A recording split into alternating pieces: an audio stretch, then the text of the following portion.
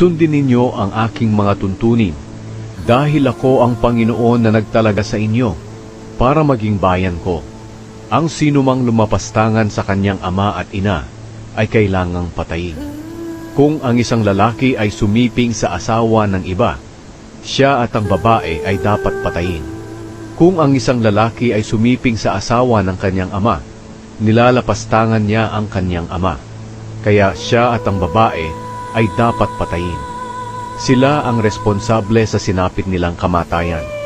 Kung ang isang ama ay sumiping sa kanyang manugang na babae, siya at ang babae ay dapat patayin, dahil masama ang kanilang ginawa. Sila ang responsable sa sinapit nilang kamatayan. Kung ang isang lalaki ay sumiping sa kapwa lalaki, pareho silang dapat patayin, dahil pareho silang gumawa ng kasuklam-suklam na gawain. Sila ang responsable sa sinapit nilang kamatayan. Kung ang isang lalaki ay sumiping sa mag-ina, silang tatlo ay dapat sunugin, dahil masama ang kanilang ginawa. Ang kasamaang ito ay dapat mawala sa inyo.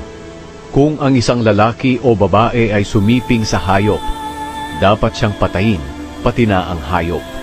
Sila ang responsable sa kanilang kamatayan.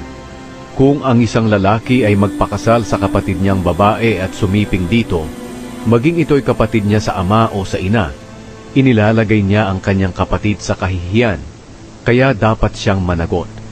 At dahil masama ang ginawa nila, huwag na silang ituring na kababayan ninyo.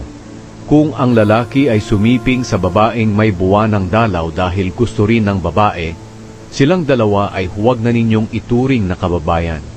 Kung ang isang lalaki ay sumiping sa kanyang tiyahin, inilalagay niya sa kahihiyan ang kanyang tiyahin. Silang dalawa ay dapat managot sa kanilang ginawa. Kung ang isang lalaki ay sumiping sa asawa ng kanyang tiyuhin, inilalagay niya ang kanyang tiyuhin sa kahihiyan. Silang dalawa ay dapat managot at mamatay na walang anak. Kung ang isang lalaki ay sumiping sa asawa ng kanyang kapatid, inilalagay niya ang kanyang kapatid sa kahihiyan. At dahil masama ang ginawa nila, mamamatay silang dalawa na walang anak. Sundin ninyo ang lahat ng tuntunin at utos upang hindi kayo paalisin sa lupaing padadalhan ko sa inyo, para roon kayo manirahan.